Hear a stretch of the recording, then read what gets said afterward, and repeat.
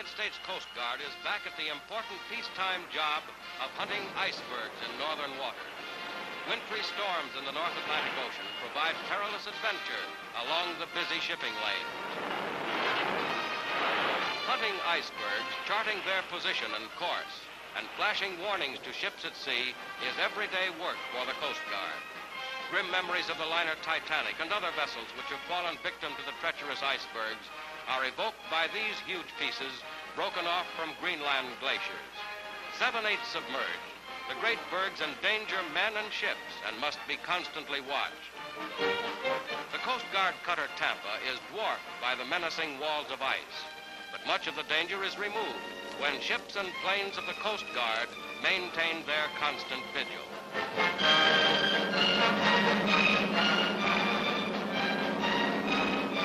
Over ancient perils of the sea are spread the modern wings of the men of the Iceberg Patrol.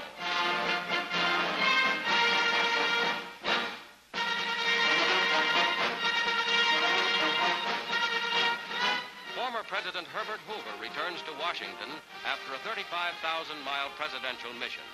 Secretary of Agriculture Anderson welcomes him back to the American capital. At the request of President Truman, Mr. Hoover made a worldwide survey of the needs of famine-stricken countries and the ability of other countries to aid them. At the White House, Hoover reports to the President. The world's grain supplies are 3.5 million tons short of the volume needed to prevent one of the worst famines in man's history. And in Poland, supplies from UNRRA arrived to ease the serious needs. Tons of foodstuff and clothing from America are distributed. Typical of thousands is this youngster, who hasn't had enough to wear for years.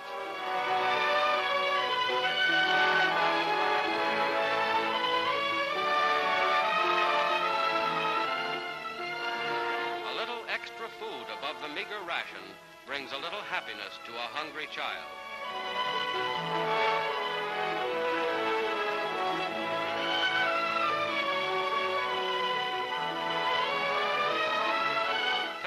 And in their new clothes, these members of the younger generation look to the future with new hope.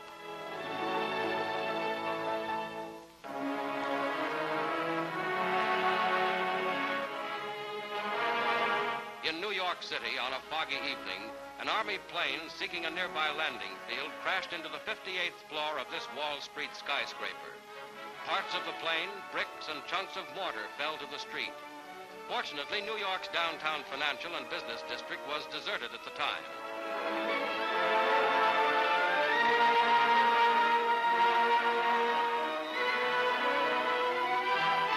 The terrific impact tore a 10-foot hole through the wall. The front of the plane was reduced to rubble on this office floor 700 feet above the ground.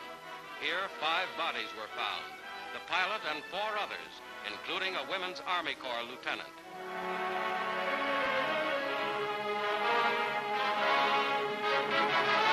Fuselage and a wing of the splintered plane fell and caught on the 20th floor ledge, starting a fire.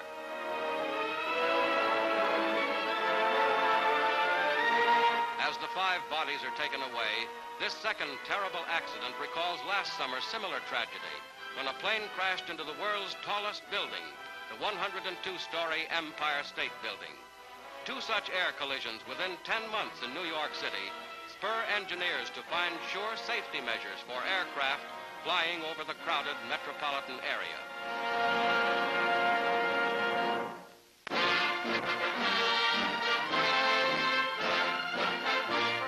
United States Secretary of State Byrnes reports on the Paris 4-Power Conference.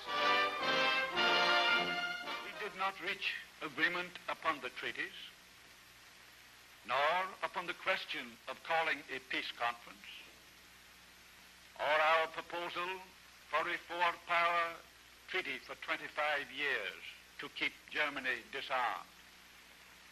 Our problems are serious, but I am not discouraged. Our offensive to secure peace has only begun. But we must not forget that if we fail to cooperate in a peace which is indivisible, we may again find that we will have to cooperate in a war which is worldwide. Whether we like it or not, we live in one world.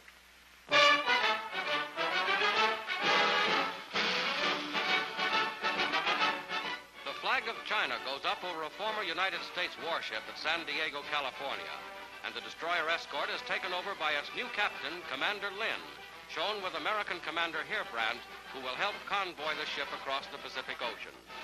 The Chinese crew has had special training in the United States to man the vessels turned over to China under lend-lease arrangements. 8 ships in all will comprise the first convoy.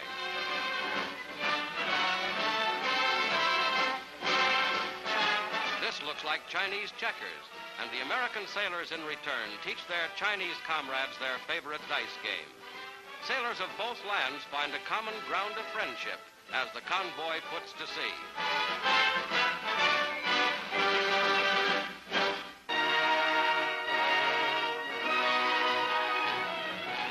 Out of London come new developments in Britain's plans for a changing empire. Under Prime Minister Attlee, the government of the United Kingdom shapes a new policy for freeing India and withdrawing from Egypt. The policies of Ernest Bevin and Attlee have been criticized by British conservatives. Here in Simla, India, the British continue their meetings with leaders of India's 2 major parties, Congress and Muslim, and hope to break the deadlock by the formation of a federated India. Demands by the Muslims for a separate state have been refused, and a tense situation grips all India. Kalam Azad, Congress Party president, arrives by rickshaw. Pandit Nehru, famous Congress Party leader, relies on his piebald pony for transportation. One of the few cars brings Muhammad Ali Jinnah, Muslim head, second from the left. Meanwhile, thousands of miles away in Cairo, a closely related conference moves ahead. The British meet with Egyptian leaders headed by Sidki Pasha, Prime Minister. Lord Stansgate and the British delegation announce the end of a cycle of imperial history which has lasted 64 years as Britain prepares to leave Egypt. Back in India, the meetings continue. Behind Britain's decision to free India and get out of Egypt, observers see implications of far-reaching significance. The new British government is revising old policies in the light of new developments and modern thinking.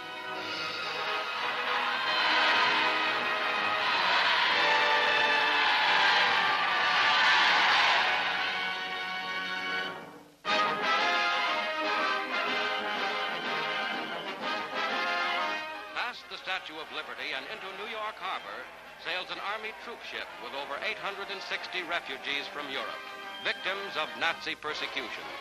Many of them spent long, terrible months in concentration camps. But this is a happy day.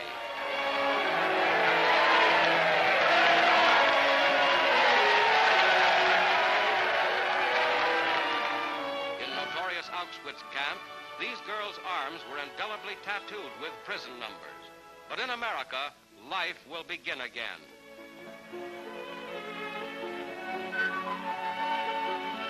Also aboard are Polish Catholic priests, survivors of Dachau.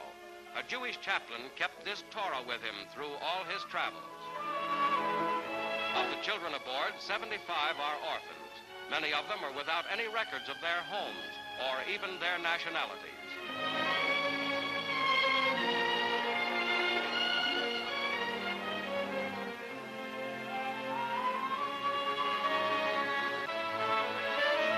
Relatives and friends are here to meet the newcomers, and they get a welcome they'll never forget.